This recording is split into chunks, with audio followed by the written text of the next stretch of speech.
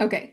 I really had to think about what I wanted to do for our third session. Hi, V. I just noticed you're here. So good to see you. Oh my goodness. All the good ones are here. All my beautiful souls. Okay. So I wanted to think about what I wanted to do for this last event. How do we kind of like wrap up what we've been doing, right? We've been kind of all over the map with these really cool, rare, advanced psychic gifts. And I want to like kind of take it back to like not basics because that's not what Psychic Green Room is about, but I want to take it back to like laying down some truth. You know what I mean? Like laying down some truth for y'all about what's really going on with the Starseed mission.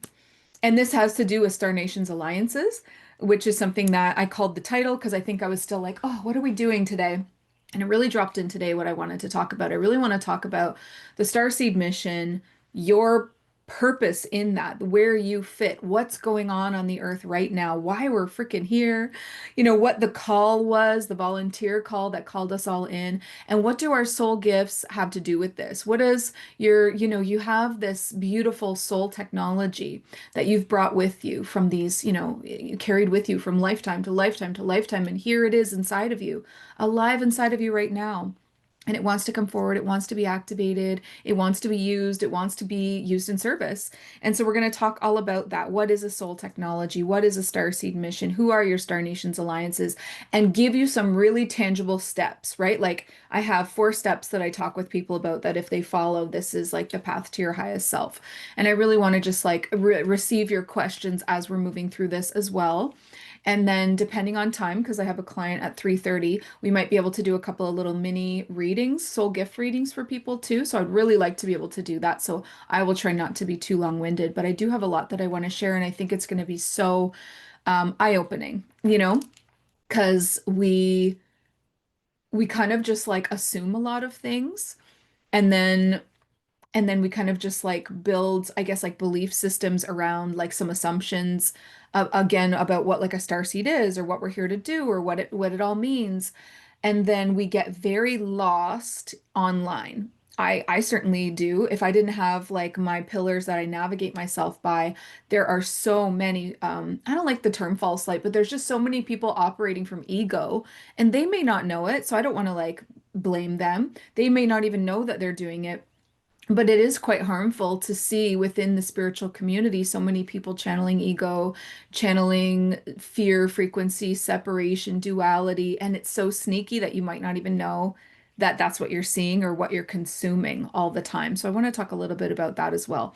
But let's take it down to let me know in the chat right now, what do you think a star seed is? While I share what I think it is, I would love to hear what you think it is because it might be different and we might be able to expand each other on this because this is where my belief is, everyone has a piece of the puzzle. I don't ever like put myself on this pedestal thinking I know everything. That is ridiculous. That's when you get into ego. You got to stay so open-minded because things are shifting all the time and your beliefs should be allowed to change. And if you're so defensive about your beliefs that you can't stay open and move and shift with them, that's not growth, right? I want to say like something that I have done, um, I guess like stubbornly, but in a good stubborn way. Like I'm just gonna be like so open and like lay it all out there basically on the table. Is what I've done is leave up my YouTube videos for from all 6 years. Started in 2019. Let me tell you how, like, can you even imagine how much we've changed, right? Look at yourself. How much have you changed in the last 2 years?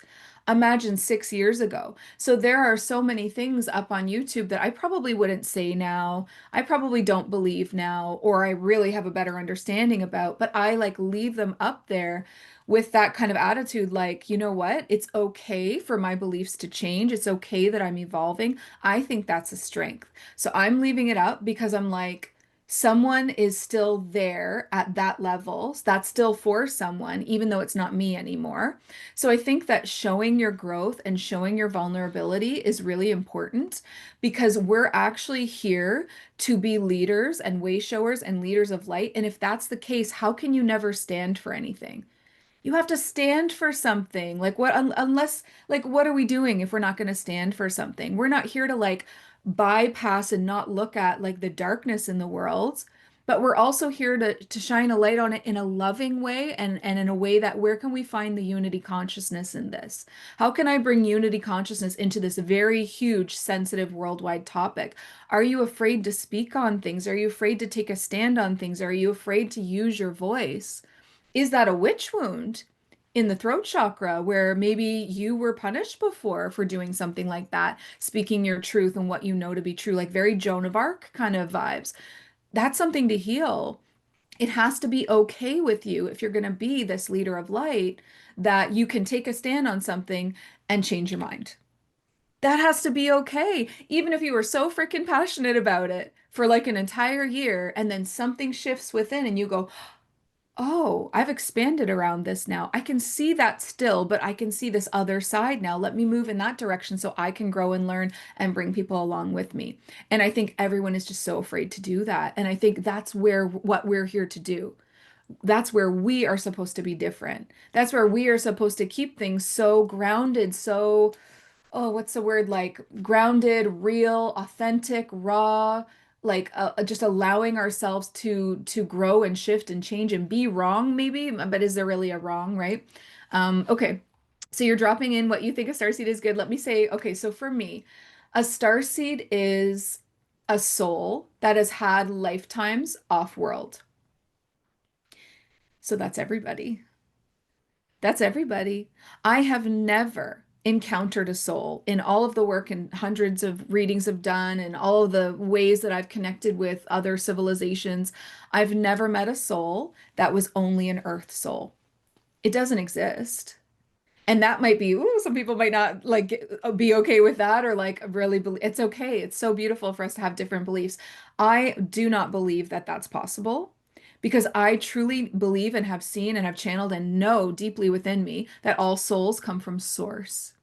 So if we're with source here and then we individuate and we have a lifetime, we go this parallel move and we start to have lifetimes in the angelic realms, which there's a lot of different dimensions within even that, 12 and up.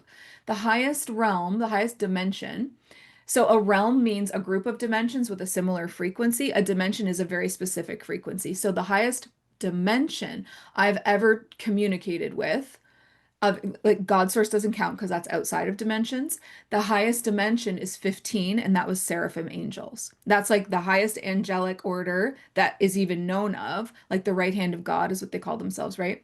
So we make these parallel moves into these angelic realms, which is 12, 13, 14, 15, probably even higher dimensions, because it's already shocking enough to the soul to suddenly have a personality, to be an individual, to have all this free will, to be able to choose who they want to be, what they want to be, the lifetimes they want to have. No one goes from source to earth. We go across and then we actually slowly descend down towards Earth, where I would say Earth is extremely advanced and a very difficult school. Okay, and we'll talk about that in a second why. So it's not always about ascension. That's not always the goal. Sometimes the goal is descension to get to the advanced level that you're trying to get to. And this is why the proof of this is why you have memories in the higher realms. Oh, but I'm starting to remember I had an Andromedan lifetime.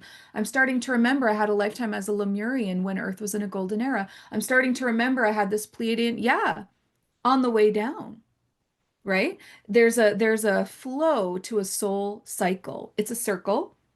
And we descend down to as low as we are willing to go. How advanced do you want to go? How difficult of a class do you want this to be? And then once you make that happen, then you start to heal back to wholeness and you go back up, up, up, up, up through the dimensions to back to source if you want to rejoin source. But you can do multiple soul cycles, but one soul cycle could be thousands of lifetimes, at least hundreds, but it could be thousands as well. Okay. So you're descending down to the lowest point that you are brave enough to do.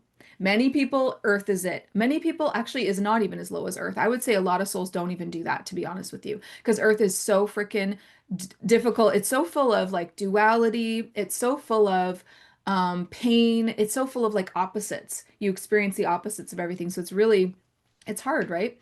But I just want to flip a perspective here about what's below Earth. Okay. What is below 3D? right? 2D, obviously, 1D, 0D. 0D is like the underworld. Okay, like now we're getting dark here. What if the real master souls that are so brave and so ready chose to incarnate, which means have a lifetime in those really difficult places because they've already like graduated from Earth and they've done it and they've done it multiple times and they're ready for a bigger challenge and a deeper soul lesson. Because if on Earth we all have light and shadow within us, just like we literally you do. Harmony is about the balance between the light and shadow within you, which is the goal. Another maybe off-putting thing I'm going to say right now, I'm just going to say it is source is not all love and light. Source has shadow too, because all things come from source. So source has to. Source has the feminine and the masculine. Source has the light and the shadow. Source has the sun and the womb, right? Source could not create things that are made of shadow or dark energies, or however you want to look at this term. If it did not have it within, you cannot create that which you are not. So source is, it doesn't feel so good to connect with source because it's all love and light. It feels so good to connect with source because that's true harmony. That's the balance. That's that note. That's that music. That's that song that soothes your soul. It's harmony, harmonics, balance. That's actually the goal. So nothing here for a mission is about eradicating darkness. It's about bringing back in the balance. And right now there's a lot more darkness on earth. So here we are bringing the light, but it's always about harmony and balance. It's never about eradicating one thing. It's about bringing all things back into balance, right? So back to these master souls that might dare to go lower than earth. Well, how do your shadows present themselves here on earth? Think about the ego, the voice in your mind, right? The ego, that voice in your mind, is like your shadows being given a voice. And it's constant and it's difficult unless you can integrate it, which can be like a lifelong journey. But it's very judgmental. It's very like afraid all the time. It can put you down. Like there's a lot of ways that the ego can diminish your spirit, right? And there's also other ways you can face your shadow and other people through karma and things like that. But so that's the earth shadows that you would be facing. If you go below earth, your shadows are not just a voice in your mind anymore. You become your shadows. You fully embody your shadows because the lower you go, the less light is inside of you for that incarnation. And the higher you go, the more light, right? But again, it's about balance. So below earth, they're now embodying their shadow selves. Well, that's just straight up a dark entity. So just start to think about the fact that I'm not saying all dark entities are master souls that are just trying to remember who they are, but I think a lot of them are. I think a lot of them are. And so we start to think about, whoa, this really flips our head on, wait, what is evil? What is bad? And you can't judge things are as good or bad anymore because there's good in all souls and all souls are experiencing the what they're experiencing because they've either chosen to try to master that level or they're going through a lot of karma and a lot of like another way that people end up as dark entities are ghosts that don't cross over, right? So if they pass away in a lot of trauma and they're not able to kind of like cross over into the light, that soul kind of like sits for too long in its darkness and it can end up sinking down and becoming a dark entity as well. Okay, so a star seed is a soul that has had a lifetime off world. That to me includes angels, right? That to me, I think that includes angels. Like they are technically off world, right? So that could include angels, that could include ascended masters, that could include a dragon lifetime, a unicorn lifetime, a fae lifetime. Like there's the description of what a starseed is can actually be really expansive. Now, some people like to just think of it as galactic, just alien or galactic, but by whose term and whose label? Because then how do you decide that? Because like anything from even an etheric dimension is technically an alien, right? Galactic. Um so that's what a starseed is, but the difference, and here's where I would prefer to focus, is on what an awakened starseed is. So an awakened starseed is a soul that actually remembers that they have had lifetimes other than the one that they're in. that they are not, that they don't have a soul, that they are a soul, that they are the eternal soul within this human character that they're playing. So it's about understanding that you're playing a role. You're playing a character. You developed this character in what we call the soul contracts. You wrote the play. You wrote in the main things that you would experience, what your name would be, the nationality, the culture, your parents, where you would grow up, the kinds of like big stuff that you would face, your soul tribe, all these things in the soul contracts, right? And you like wrote yourself into this play and then you come here to play the character. Well, how can you do that efficiently? Now, this is where things get really not confusing. This is where things get really interesting, okay? You come down to earth, you have to go through what's called the veil of forgetting. The veil of forgetting wipes all these memories of all these past lives and the fact that you're an eternal soul, you've had hundreds of lifetimes, that these are your soul gifts, that here's your mission, what you're here to do. It's gone. And then it's up to you to remember. That's a tall task. So, if you are considering yourself awakened, which means, what does that mean? A ton of self-awareness, realizing you're the soul within, realizing you're playing the character, all the things that we said, that you have a mission here, that you're here to be of service, that you might be from somewhere else, that you don't feel like Earth is your home. That's an awakening, for sure it is.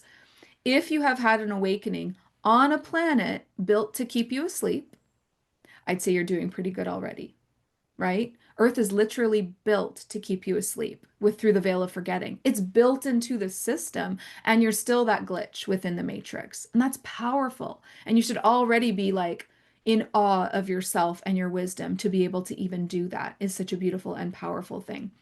So another thing that makes an awakened starseed is not just that they remember that they're the eternal soul, but they also might start to have actual memories of these lifetimes, of the off-world lifetimes, like having maybe dreams or when they're meditating visions of themselves as maybe crazy looking like galactic beings or angels or again ancient civilizations like Lemuria or Atlantis. So they might start to have these visions of themselves and start to have these past lives opening up for them. And then there's also this feeling deep within that Earth is not your, we'll put in quotations, home, right? It's not your usual hangout. You wouldn't, usually choose to come here. And that being said, that means you just don't feel at home here with humans. Maybe you love the planet, but it's the human aspect. There's something about it that just feels like, I don't get it. Maybe you're looking at your family and you feel like you were dropped off in the like from like again the stars somewhere into a family that doesn't see you, doesn't get you, doesn't speak your language. You just literally dropped off out of nowhere. Like what happened? Or maybe you look at humanity as a collective and you think, what? What? That's what they're choosing? Why would they choose to treat each other like that? Like why would they choose to treat the environment like that or animals like that? Like, what? Like, it does not compute. You cannot wrap your mind around that. That's so foreign to you.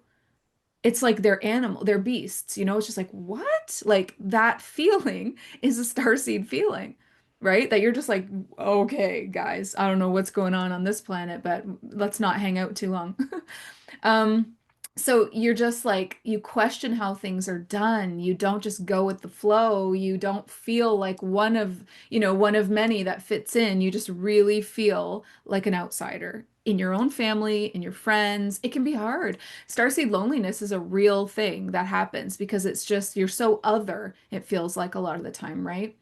And then the third thing that I wanted to point out, and this is something that I noticed even as a kid, you have this intensely strong push from within that you have a greater purpose for your life.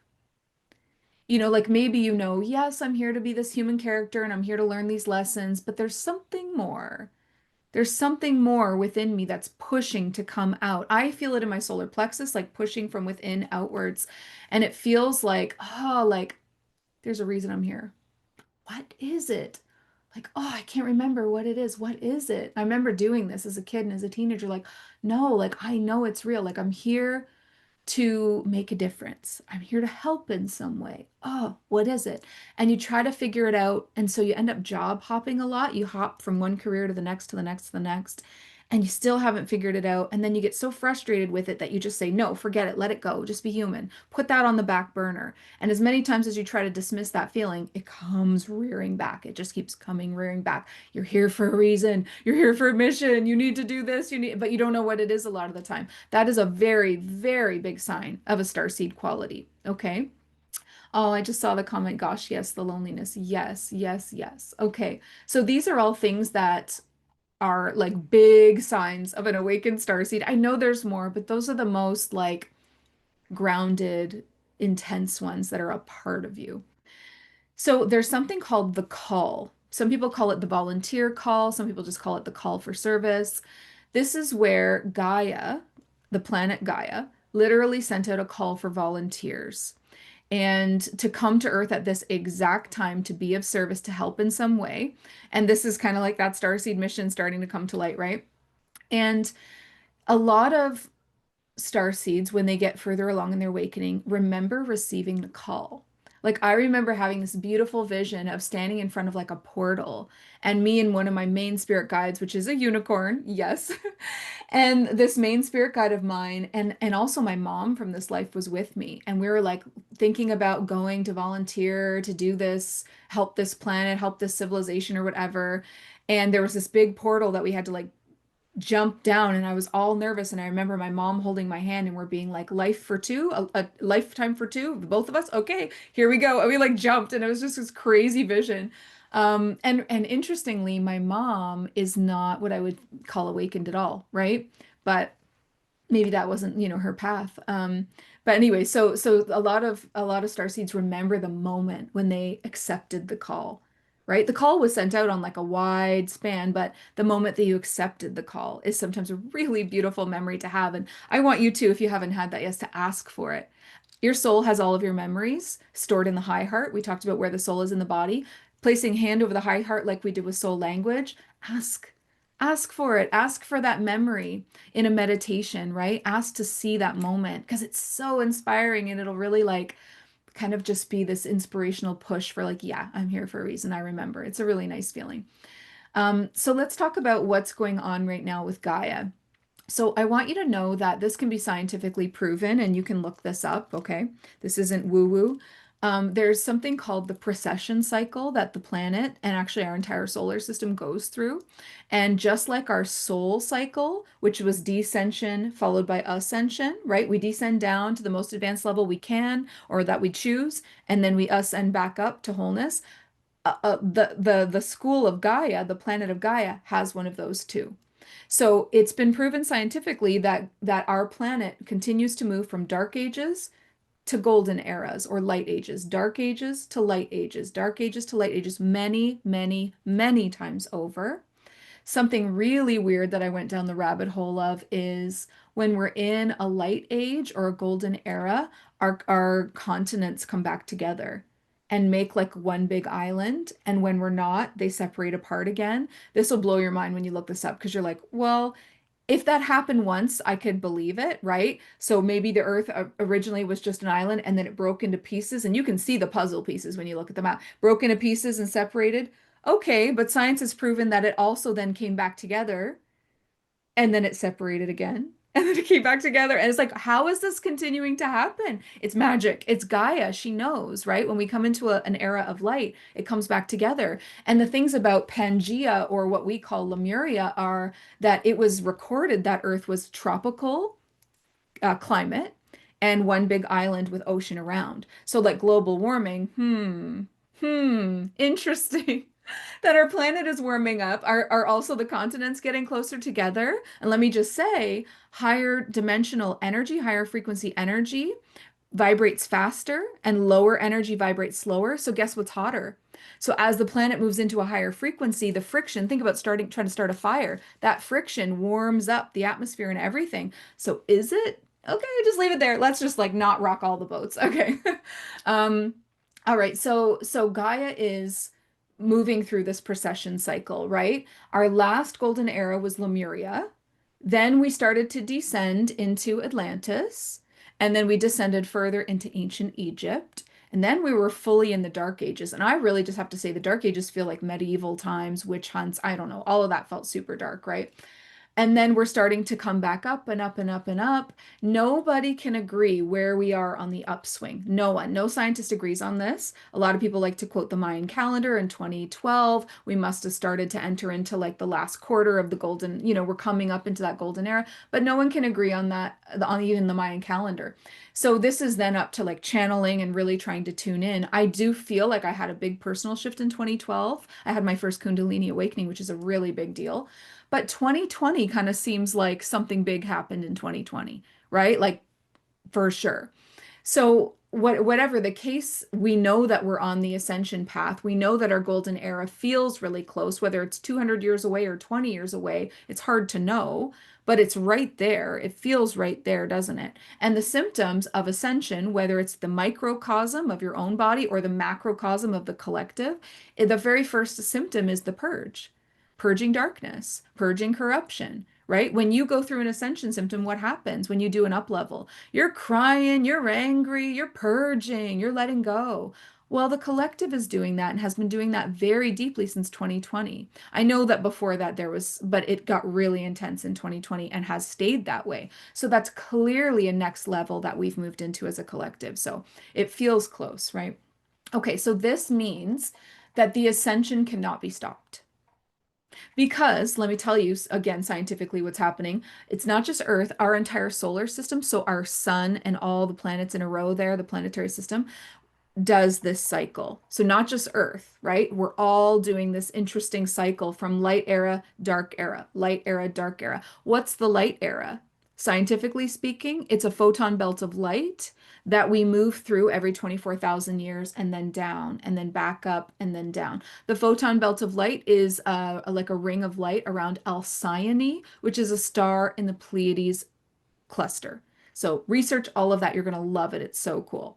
So basically, you don't have to worry that the ascension is not going to happen. And again, back to channelers that like to talk about separation and fear frequency and are channeling from ego.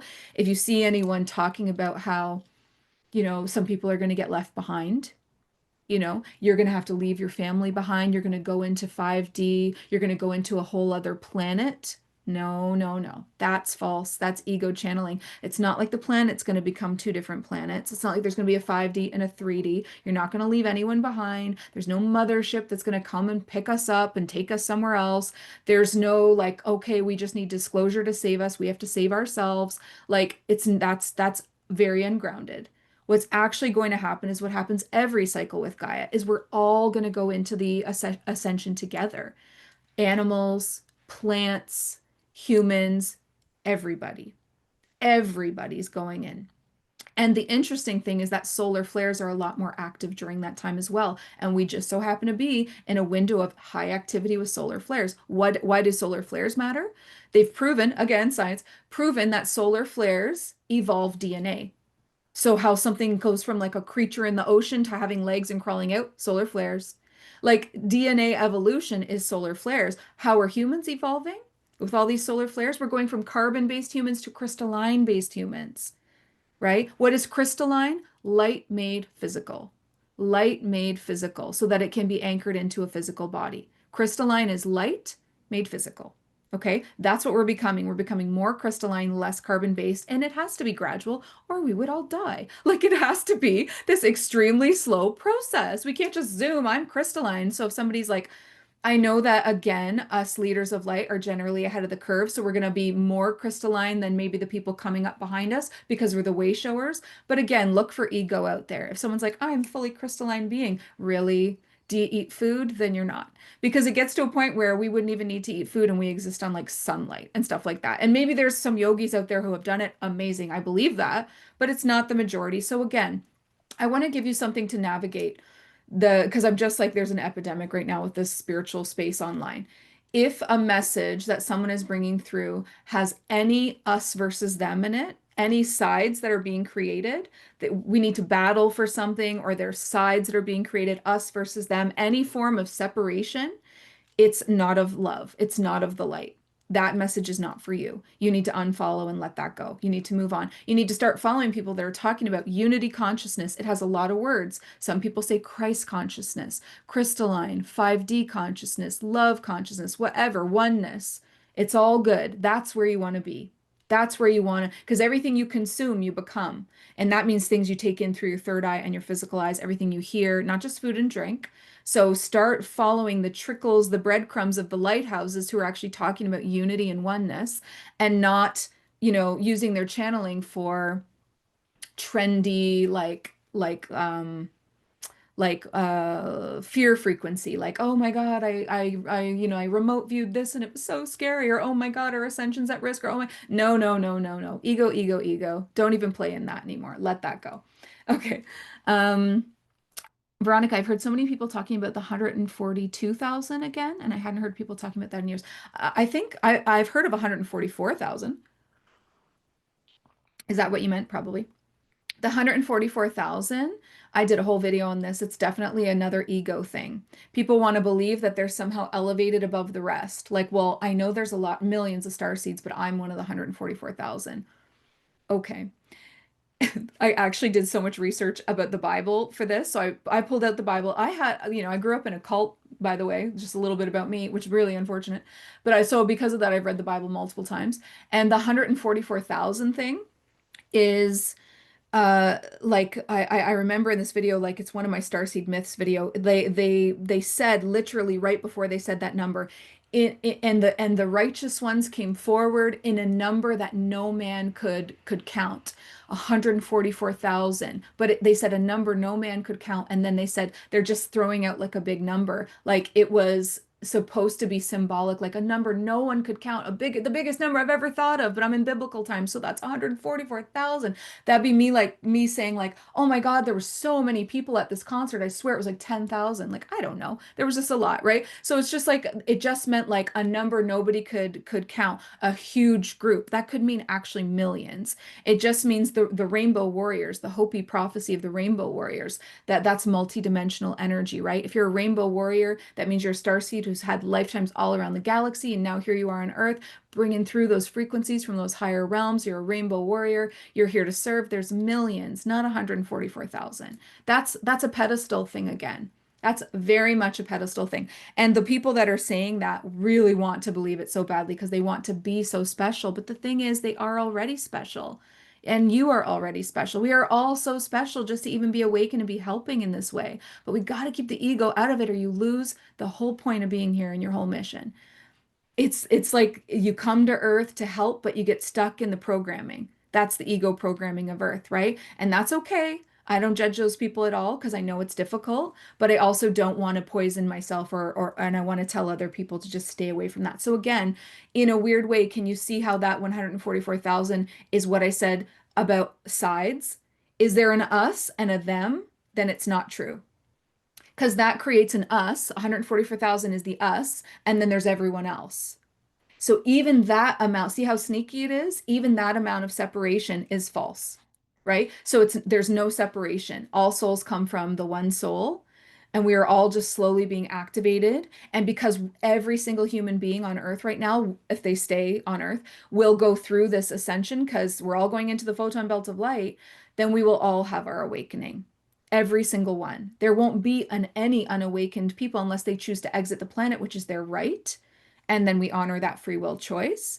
But when people say, one of my most hated terms is people say the sheeple. They mean the unawakened, the sheeple. Like they're calling them sheep, but people, oh, the sheeple, they don't, they're unawakened, oh, whatever. Okay, calm down. You were once a sheeple. And if everyone awakened all at once, the infrastructure of Earth would crumble. We could not handle that. Can you imagine? Everything would crumble. It would be absolute chaos. The awakening itself for humanity is divinely orchestrated. It's waves. A wave of awakening washes over the planet, and many awaken. And then there's a pause. And then there's another wave. But these waves are getting closer together and they're getting bigger. And eventually everybody will be there. But this means with every single wave, more and more people, newly awakened people, need help. They need support. They need coaches, healers, readers, channelers. They need you. They need you to step into your mission and support them, because that's literally at the beginning of your journey is the hardest that it is, right? Okay. So star seeds, the reason that we here and what our mission is, other than we're going to get really specific about like soul technology. But the general mission for all of the awakened star seeds is to bring that unity consciousness and anchor it here on Earth. So your mission is oneness, okay? If you could sum it up into one word, it's oneness. Helping people to remember that they are an eternal soul within, that they are the same as you, that you come from source. And if you were able to pull a soul out of a human body, it would look like this orb of light. At the center, of the core of the soul would be everyone would have the same center. Everyone would have white light from source.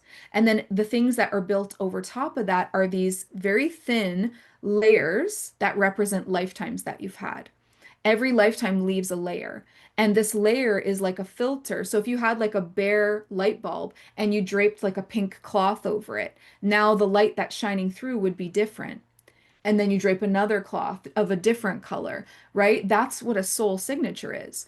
It's your divine self being filtered through all of these experiences that you've had, which would create your personality, which create your individualism, which is a gift to be an individual and to have free will and to have experiences, highs and lows, and learn things and grow and dark nights of the soul. It's all a blessing. It's all a gift to be an individual. That's what a soul signature is. Okay. So at the center of every soul is the sameness. And so that's where the oneness comes in. Um, okay, so oneness is the key to New Earth. It's the key to that golden era. Yet many humans fight back against it because it feels scary, I think, to them. Like, I think it's just something so different that they just fight back against it. It's like they want war. It's like they want to always be fighting about something. Like if they're not fighting about a war or if they're not fighting about some kind of social issue, they just want to always have us versus them, us versus them. They don't know how else to live unless they can make someone wrong because that makes them feel justified and right. And that makes their ego sing, right? Because the ego just, oh God, if you're an ego, that is the best juice you're gonna get. Oh, I just made someone wrong and now I'm so right. I'm just like so, into this. It's just like such an ego thing. And so I see it and I see it and I see it and it never ends. And it's always a new story, but it's always the same problem, right? So it's like if they continue to cling to these lower energies, this separation, this ego energy, it's going to make their evolution into crystalline, which is the divine human blueprint, really freaking difficult and painful. The ascension symptoms are going to be so painful. The physical ascension symptoms are going to be so painful. It's like you're dragging them into their own ascension, kicking and screaming. That's not fun. So that's why we're here. We're here to help humans have a gentler experience into the ascension that is guaranteed, but that the pathway they choose is not guaranteed. They can choose a timeline of like a lot of difficulty, or they can choose a gentler timeline where it can feel like relief. And that's why we're here. Okay. So it doesn't have to be so traumatic. And so here we are, these awakened souls on this dreaming planet, doing our best to be shining examples of oneness, to nudge humanity onto this gentler timeline and remind them that they don't have a soul, they are a soul, and that at the center of all souls is that beautiful life force from God source or goddess source, the great mother, the one soul, one consciousness. And and like literally that's like the larger overarching message of what the mission is for awakened star seeds. Like if we all could just be lighthouses of oneness and get on the same page, then we wouldn't have within the spiritual community the exact same separation, division, and ego that we're trying to heal. We're just creating it again and again, right? Okay. Awesome. So let's talk about quickly about soul contracts.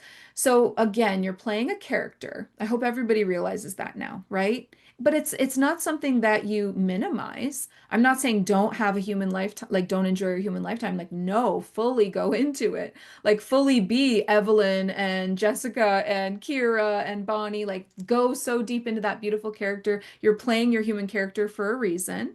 So you want to fully be in that. But if you can, have a part of your consciousness a little bit behind and a little bit above. And that is where you kind of like split your consciousness into being the experiencer and the observer. right? That's what is actually called oversoul consciousness. Like I'm part of me is in it. I'm Jenny, so what does that look like? Oh my God, I remember like bawling my eyes out over a boy and a date that went badly. And I remember like just like crying it out in the bathroom, loudly sobbing and hearing my oversoul like sending to me like, "Oh, honey, you go, girl." Like you feel that pain. Like, what a beautiful thing to experience such a deep emotion. Like, feel it all, go as deep in. You're doing so good, sweetie. Like, honestly, like a Kris Jenner moment. If anybody knows that reference, it's hilarious. It's like, you go, sweetie. You're doing such a good job. Like, that's my oversoul telling me, yes, be human. Do it. You got this. Like, go deeper. Can you cry harder? Like, can you get really into it? Get everything you can. Milk every last drop of this human experience because it's going to mean so much when you're not here because it's such a short life. And you look back on these moments, they're going to be your favorite moments. Even though you're crying your eyes out, you're going to be like, oh, God, yeah, I was just so alive, though. Like, I'm just so alive as a human being. Like the rest of our galaxy looks at humans with so much like admiration and even envy because we're the most emotional species and it's powerful. The ups and downs that we can experience create the best art, create the best music. The best music is on Earth. The best music, the best art, the best poetry, like we're creator beings. And if we're not creating, we're not happy and fulfilled. You should always be creating, even in your apex highs and lows. Always be creating. Okay. So inside of your soul contracts, you put things like the soul lessons that you wanted to learn, the karmic clearing experiences that you wanted to have to clear like past life karma with people, who your soul family was, and these are the people you reincarnate with over and over again. Maybe some was like a favorite teacher, or again, the ex-boyfriend, or a best friend, or your parents, or whatever. And then you have an inner purpose and an outer purpose. So your inner purpose is about your own growth. It's about healing your childhood, healing your past lives, healing back to wholeness. But your outer purpose is how you are here to be of service. So we would call that your Earth mission. But if you were not on Earth, it would be called your Saturn mission. Whatever you were, wherever you are, that's the mission, right? Right now you're on Earth, so this is your Earth mission.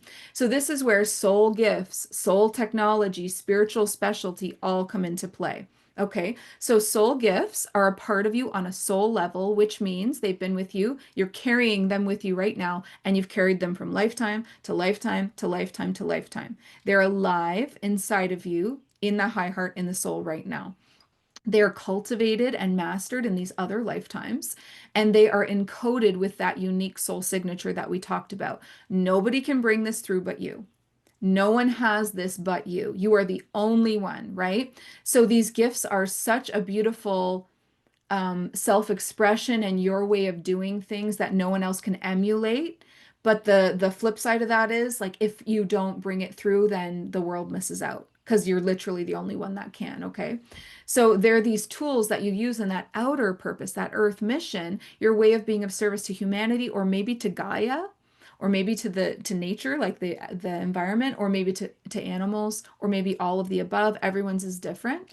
And they kind of can start as this broader archetype, like a healer. I'm a healer, right? But the truth is, you actually need to narrow that down like an upside down triangle and really figure out the very specific specialty, the technology, the cosmic niche, I call it, of what you are here to do. So here's how I help people to do that. And it's something that's called the soul tech method, okay? To really nail what is my soul technology, what is that very fine-tuned specific thing I'm here to do. I do it in 3 steps. The first step is I help people connect to their Star Nations Alliance. Your Star Nations Alliance is a higher dimensional, so at least higher than Earth, but it could be any of them, higher dimensional group or a council that you were once a part of. Okay, so that means you were a part of the group, you were a part of the council, but now you're down here on Earth acting as the ambassador, like for them to come here on Earth.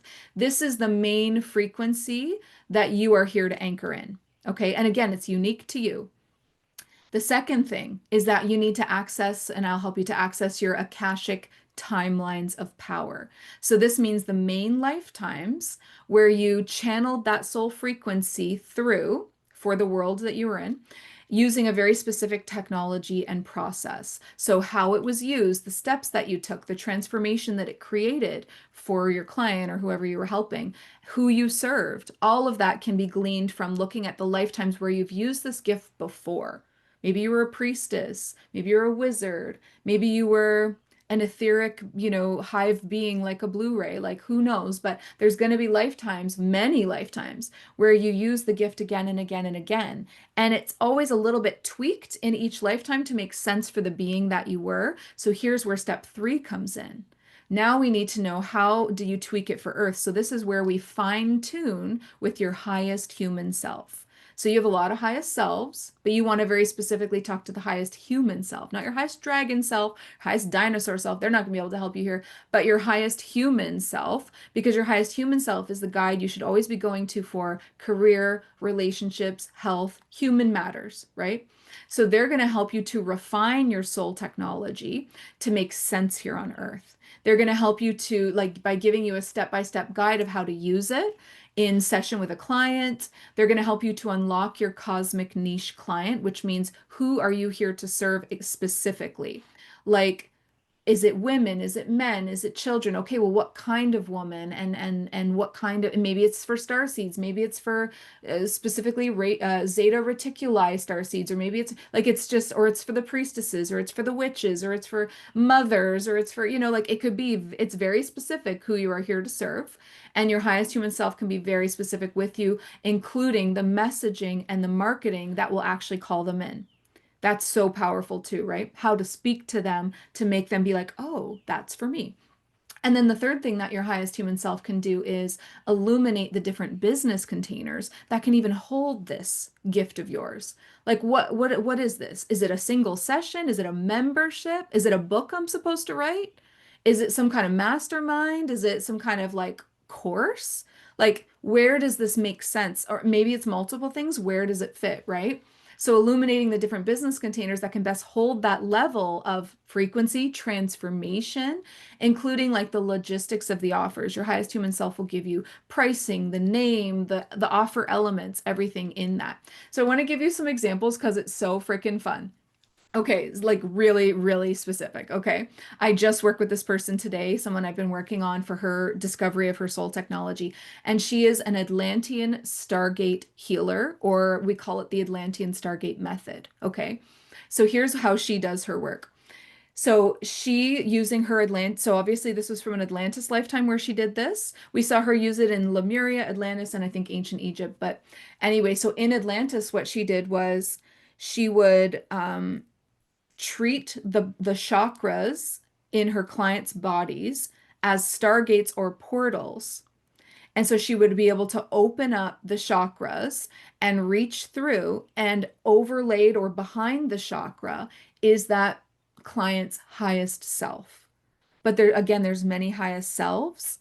So for instance, if she's working on their third eye and she reaches through and she sees like a highest shaman self, that would be an incredible third eye to have, a shaman third eye. Like obviously that's like one of the best ones you're ever going to get. So she would be able to like again clean up the chakra first, open the portal, open the Stargate, go back through because the third eye is like it's like your highest self is like overlaid behind you, so their chakras are in perfect alignment, so you can reach through them to the one that feels like it's going to be the most beneficial for a third eye. And obviously we ask spirit for this as well. Which higher self, please bring them to the front. Which higher self is going to be the most beneficial for the client's third eye, as in being most activated, open, clear, expansive. What do you feel like is the best? And then all of a sudden we've got this medicine woman or a shaman or someone that's a world walker between worlds. And so she's reaching through, pulling a little handful of that frequency into the client's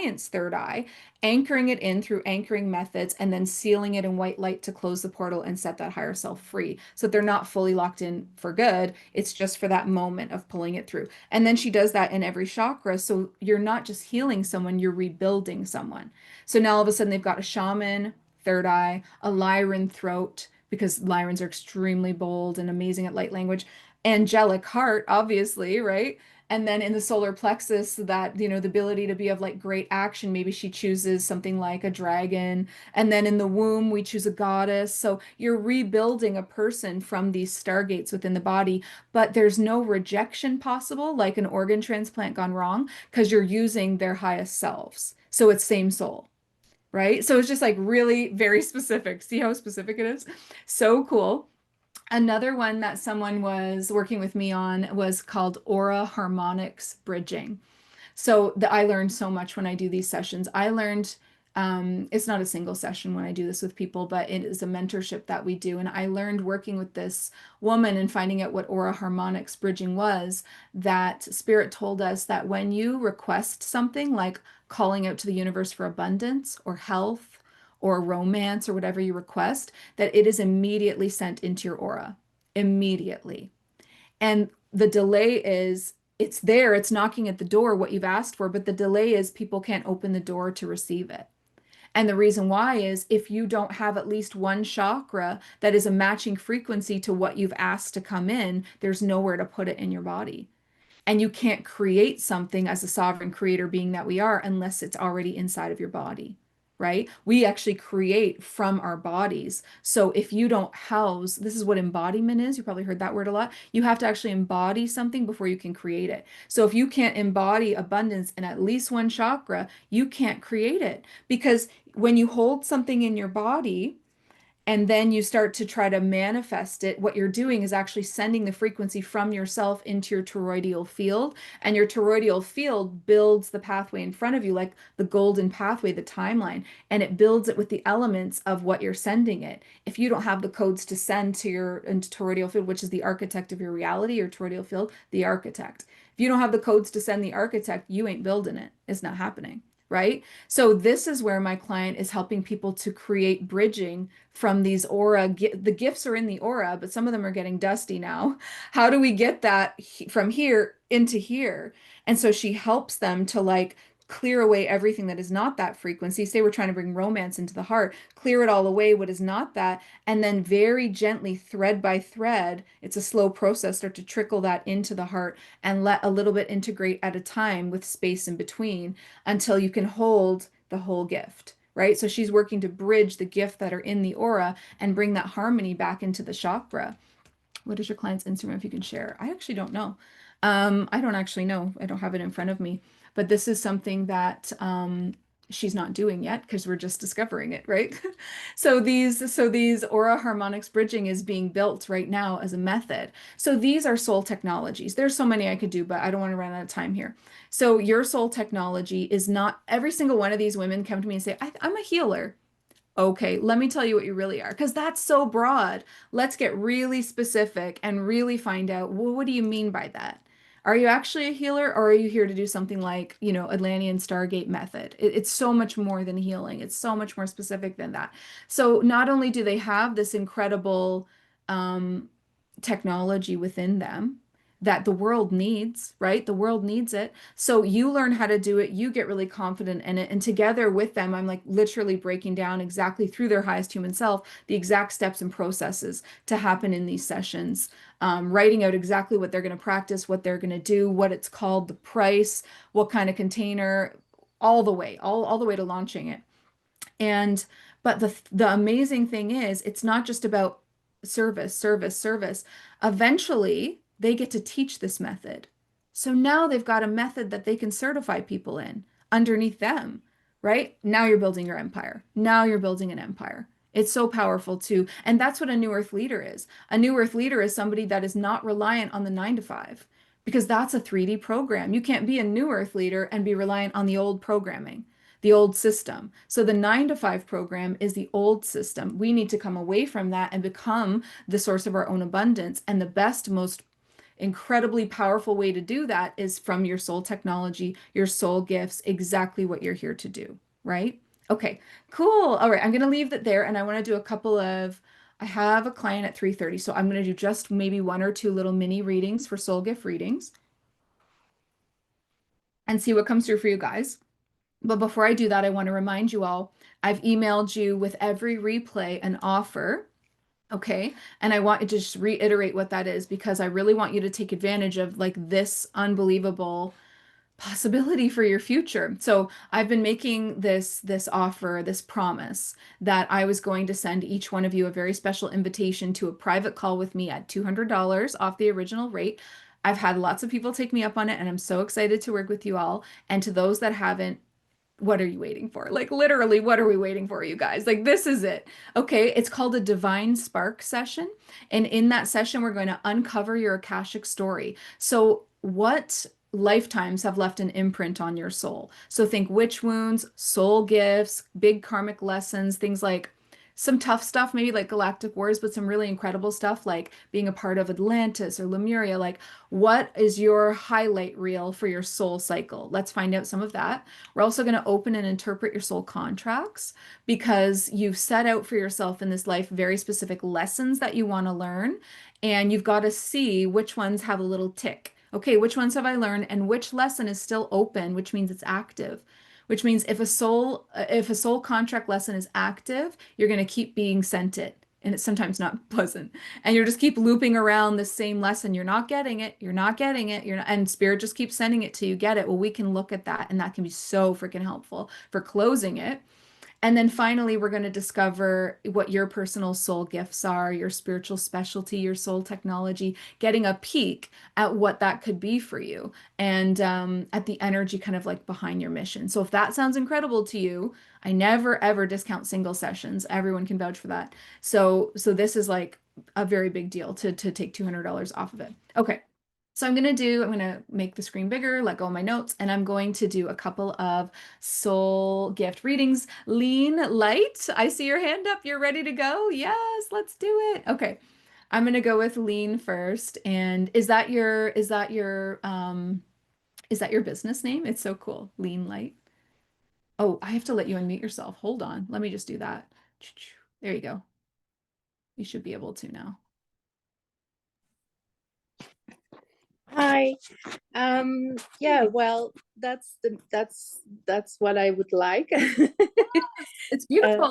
Not yet, but maybe who knows in the future? Well, who knows? I plan to. So If it's in your heart to be a spiritual business owner or to bring your services to people, then it's meant for you. It wouldn't be in your heart if it wasn't supposed to be for you, right? Okay. it wouldn't.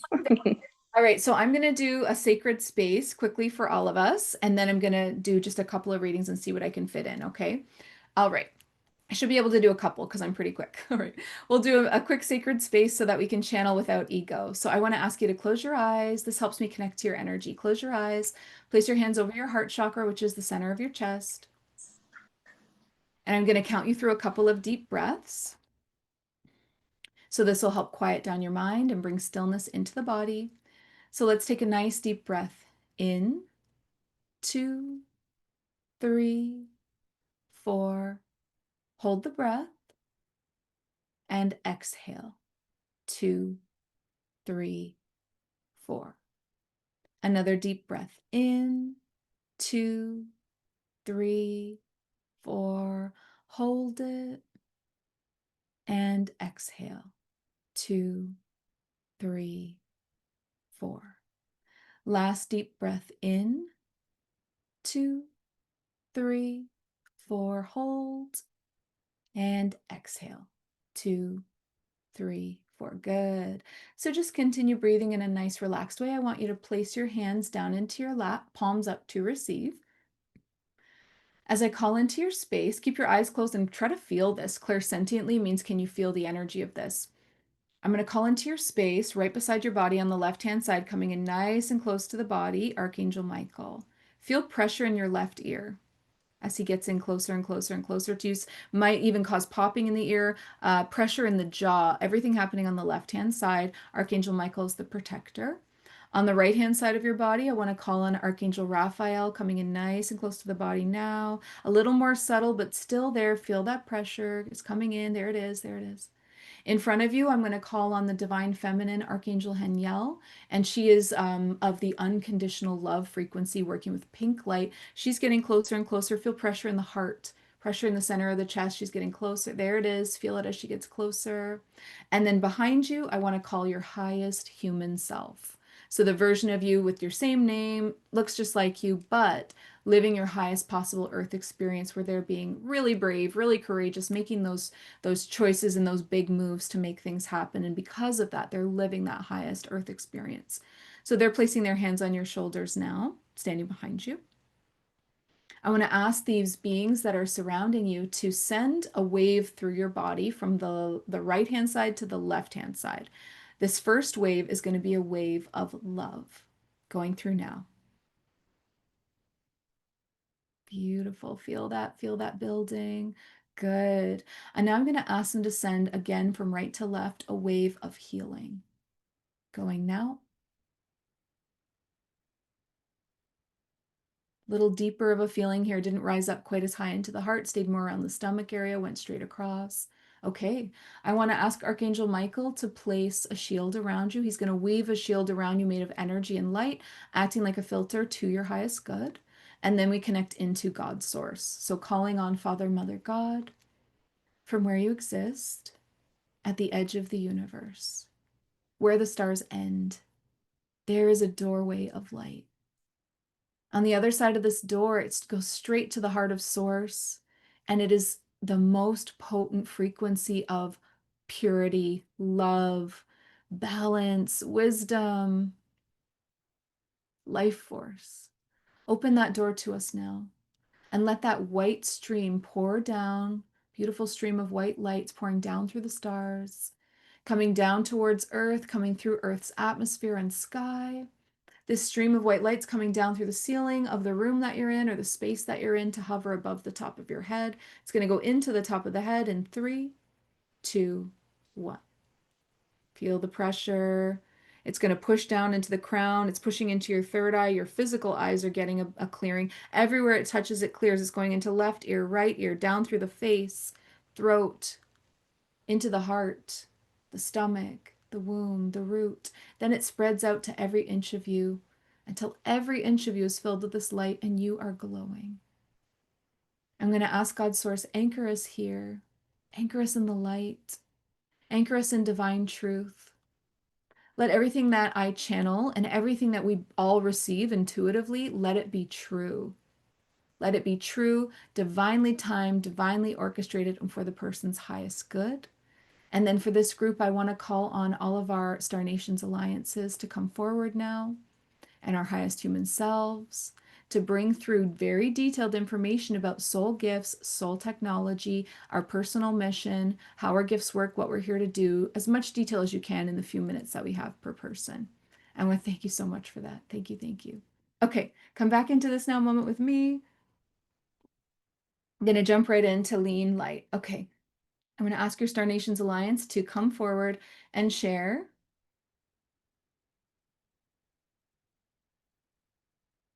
They're showing me like fields of energy around a human body. It's not quite the aura though, it's something else. They're saying, yeah, exactly. There's more than the aura. We don't know very much as humans. So we've got the aura, and then there's something else around the body, this other field of energy that is connected to, they're saying ley lines. It's our grid. Oh, okay. Okay. Just as we know, or many of us know, that the planet has a grid, Gaia has a grid around her in a globe, like in a sphere, and then she has a grid running through her like ley lines. They said, well, the human's grid is like our meridian points, our chakras. We have an inner grid, but it's not just an aura. We have an outer grid that really does look like gridded lines that's going all the way around us. And it's constantly interacting with other people and other energies, like other grids as it moves through. Okay, why are you showing me that? What does this mean for lean light? How is she supposed to work with the grid? And is it called anything?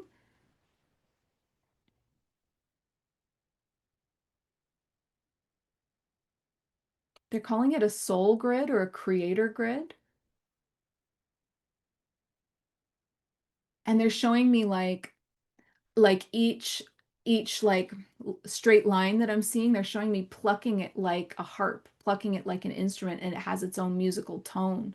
And that musical tone sends out reverberations to the world around you, and that it's constantly in music, that there's constantly like um signals that are being sent out by the grid to the world around you. Okay, they're saying so we're not just creating from, this is about sovereign creatorship. This is about creating the world around you. They're saying not just creating, magnetizing. This is also how you magnetize things to you. So this outer grid, this soul grid, this human, it's not human, it's attached to the soul, they just said. Okay.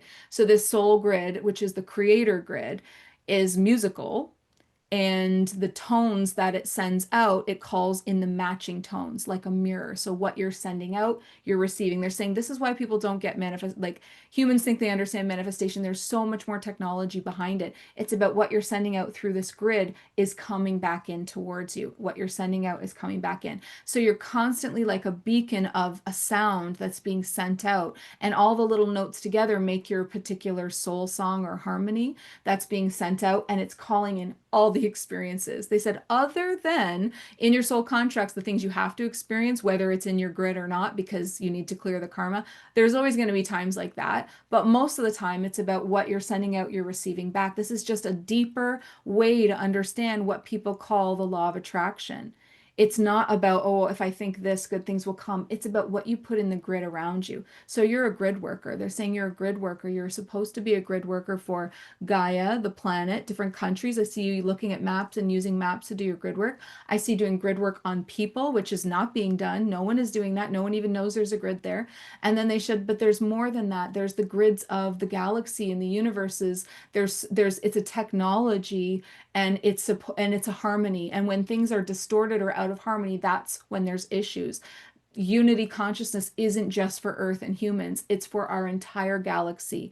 And our Earth is out of harmony. Then the song of Earth is out of harmony with I mean, there's other planets that are out of harmony too, but that's why they're trying to heal all of it back into one harmonious galaxy. Okay. So it's a soul grid. It has to do with manifestation or creating your reality, or it's, they keep saying to me, it's more than that. Okay, give me the words. It's more than that. It's a deep magnetization of what's out there. Your soul grid is so connected to not just Earth, but like all that is in existence. They're showing me even black holes, Jenny. Okay. That if you truly had something in your grid that you were trying to magnetize to you, even if it didn't exist on Earth yet, you could still receive it. That's the level that we don't understand of manifestation here on Earth. And they don't even like that word because it just doesn't give you the full thing. So it's like a living, breathing grid. I'm not sure. I said, does it have its own consciousness? They said it's the soul consciousness through it. It's a part of the soul. Okay. So even outside of a human body, it still exists around the soul, and it would literally look like a grid around the soul. It's not the toroidal field. The toroidal field is the architect that creates a path in front of you. This is something around you. Okay. All right. So this has to do, so that's the soul technology, is you're here to be a grid worker, but in a way that people have not unlocked. This is a whole other level. Do you have something that, just for fun, do you have a name that she could call this just before we move on? I know we don't have time to talk about exactly how to do this, but we get a cool idea of what it is. Is there a fun name that you could?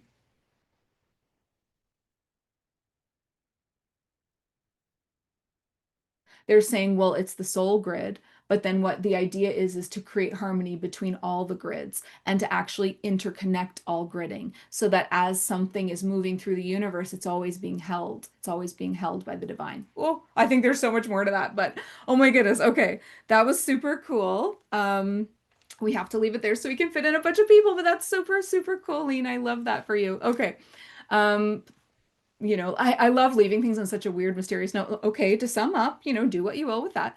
And we're going to move over to Jessica. So we're going to do a soul gift for Jessica now. Okay. So I'm going to call on Jessica's Star Nations Alliance, her highest human self.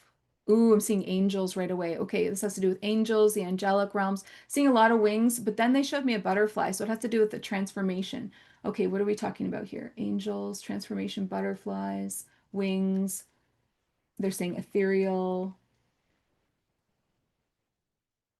Oh, that's beautiful. They're saying that every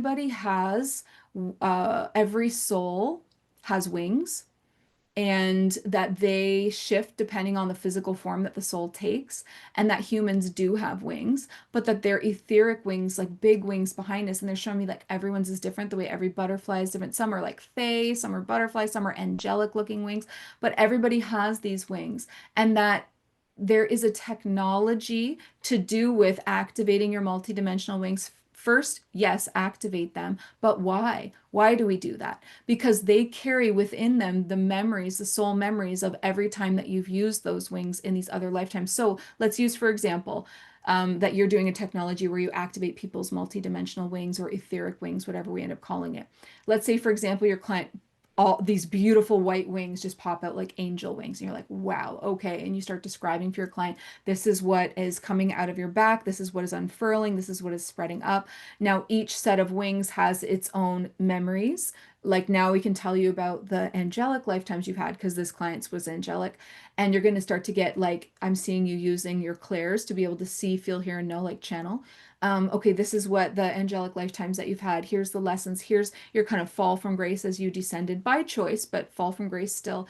And here's how, you're supposed to ascend back up into that. It's not just the soul memories and the stories, though, that go along with the wings. There's a technology. So what do these wings do? So some wings are about protection, and they wrap around the client to protect them. And it's something that they can use every single day that's theirs. That is, it's like it's less ethereal than like an aura, like intangible. It real. Like I actually see the wings wrapping around them and it's like protection. But other people are going to have wings that are meant to take them places, so astral travel.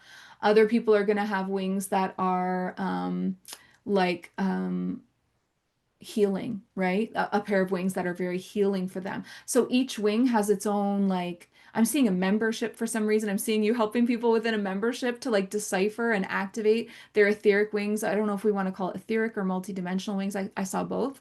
And not only like see the memories within the wings, but like the role, the purpose, the technology that each one of these wings has. They're saying it goes way deeper than that. Like the angel wings, yes, they're very protective, but they're also holders of miracles. Like they hold within the purity of the angelic realms, which is the ability to create miracles here on earth. So where they come from is their gift.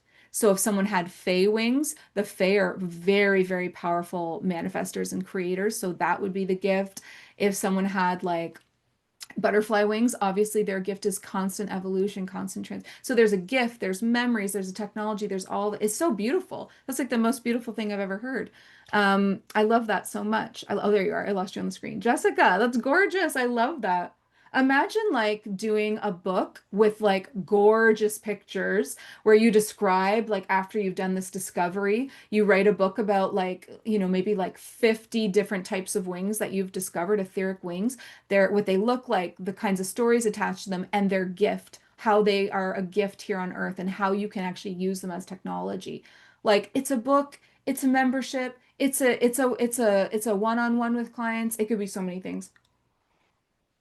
And it's very beautiful. Like that just feels so beautiful. Let me know in the comment section, the people that I've done readings for, how it resonates or what you feel. Okay. Um, I'm gonna move on and do one more. I'm gonna go over to Bella. I'm gonna go with Bella. Okay. So I want to ask Bella's Star Nations Alliance to come forward, and her highest human self. We really want to know about Bella's soul technology or spiritual specialty. What sets her apart as different? What is her gift here for Earth? And they're saying she has more than one. Beautiful. Okay, let's just do one then. What one do you want to share? They're showing me water. Water. There's something to do with water. They're saying you've had lifetimes in Lemuria and Atlantis and water worlds like Mintaka. They're giving me four lifetimes. They said you were in Lemuria and you worked with as a water priestess. You were in Atlantis. You were in Mintaka, which is in Orion's belt. It's a water world. You were like a mermaid or an aquatic style being. And you were also in Andromeda galaxy, not the constellation, the galaxy, in a water world in Andromeda. So many lifetimes in the water. Very interesting. They're saying she's on land. It's not normal for her. Okay, she's got legs. She's on land. Okay, what is this water priestess template? How does that work? They're saying water has a consciousness and an intelligence. In Lemuria, they knew that water had a spirit. The ocean had a spirit. It had a soul. It could hear you. It could respond to you. It was its own thing, even separate from Gaia. They really believed in Lemuria that the sun had a spirit and a soul. The ocean had a spirit and a soul. The trees, like, so you were like a water priestess. They're showing me even in ancient Egypt. That means you've been here in every golden era. Lemuria, Atlantis, ancient Egypt. That is incredible to be here in every golden era. It's no wonder you're here now as we're about to go into another golden era. So you know that water has consciousness and you know that you can program that. So this is about programming intention into water. This is about working with the waters of the land to heal the earth because the waters go, they're not just, the ocean just doesn't sit there. It's going deeply into the earth and into the grids as well. And water is also going into every human. So when you heal the oceans, you heal the world, they're saying. When you heal the ocean, you heal the world. When you heal the ocean, you heal the people. When you heal the water, you heal the people. So what about coding water with not just healing, but coding water with higher soul frequency, like over soul frequency, goddess frequency, God frequency, the consciousness of those higher realms into the water? Okay, so this technology then is they're saying don't think of it like a witch, but in a way like spells that you could create. Like, again, I'm seeing membership, I'm seeing a book potentially here where you teach people how to do it for different things. Like, okay, so if I'm programming just say it's a glass of water, I'm programming my glass of water for abundance. Here's what goes in it. Maybe you're using different kinds of crystals. Maybe you're using a different spell or intention or prayer. Maybe you're calling in a certain being. Like I call on, the eighth dimensional dragons of abundance to come in and vibrate this water with their sound, with their abundance song as I drink it. Like it could get really weird, it could get really cool, it could get really specific, but you're a water priestess. You work with the spirit of the ocean and water, all water. It knows you. It's like it knows you. They're showing me Moana. They're showing me Moana, the movie Moana, where like the ocean knows her. Like it knows you. It knows your soul. It knows your soul frequency. It's like it remembers you. It remembers all of its priestesses, they just said. And it goes so much deeper than that. Like the ability to program a glass of water is so small. I'm thinking like change a world. I'm thinking like, oh, okay, wait a minute. We're like 80% water in our human bodies. Okay, there we go. Okay, so then you're working with people one on one to actually communicate with the water in their body. Hold on, that's crazy. To speak to the consciousness of the water that is in their body and to tell it what to do. Because it can hold code and frequency and it goes where you tell it. So imagine the healing, imagine the activations, imagine the awakenings, the higher consciousness that can come in. Imagine it going and gathering up everything toxic so that the next P that the person has is it's all coming out. Imagine helping that client in between these huge sessions with you to know how to program their own water to keep the maintain the to maintain the work that you've done. You'd be able to change consciousness, health, chakras. It's like water is the most abundant thing in this world. It's the most abundant thing in our body. You could help people literally create anything. Abundance, fertility, awakening, ascension, like, oh my God. They're saying, "Oh, Jenny, go further." Okay, let me just for a sec. They're saying think about timelines and think about like other planets. Like there it's water. Like water is the most abundant thing in our universe. And think about someone who's trying to like align to like a timeline hop, a quantum leap in a timeline. Well, why don't you talk to the water there and the water here and like bring it together? Like they're saying this is untapped. This is a technology no one is doing. What do we even call this? Is there a name for this?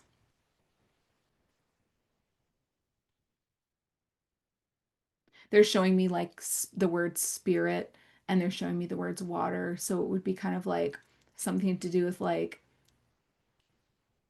the water, like the water spirit method. I don't know. That's not quite it, but the word spirit feels right and the word water feels right. I think there's more to it than that. It's like it's almost like you're hacking the spirit of water or the consciousness of water. It could be the divine consciousness of water. It could be, yeah, play with that. but definitely either consciousness or spirit, and the word water should obviously be in there. But you would be like a water priestess. That's literally what you'd be, like a divine water priestess. Like, how freaking cool is that? And I would claim that. I would like call myself that on my socials. Like, yes, bitch, that's what I am. Come work with me. Let me know how you feel. That was so incredible. Oh my God. Jessica saying thank you. That was absolutely incredible. Um, Love that. These are all so amazing, unique, and so needed. So excited for you all. I'm so excited for you all. I'm so excited. Oh, how beautiful. That was incredible. Okay, you guys. So again, what's on the table is an offer from me. Bella saying so much of that resonated. I have hints of working with. Yes, this, of course, because your soul remembers, of course, right? You're like, I knew that. Of course you did. We just had to remind you. Thank you, guys. I have to head off. I have a client at 3:30, or I would do this all day, you guys. I freaking love it. But I hope that you're going to take advantage of that session because I'd love to see every single one of you and do this with every single one of you. It's so incredible. Thank you so much. I want to send you all so much love, and I really hope to see you all in future in across from me in sessions so that I can work with you more intimately. And make sure that you stay on the email list because I'll be doing more events like this. I've just loved this whole series was so much fun. So let me drum up what I want to do next, something cool and creative, and we'll come back together in another event like this, okay? Thank you, thank you. I better go. Love you all. I hope you have a wonderful day. Talk to you soon. Bye.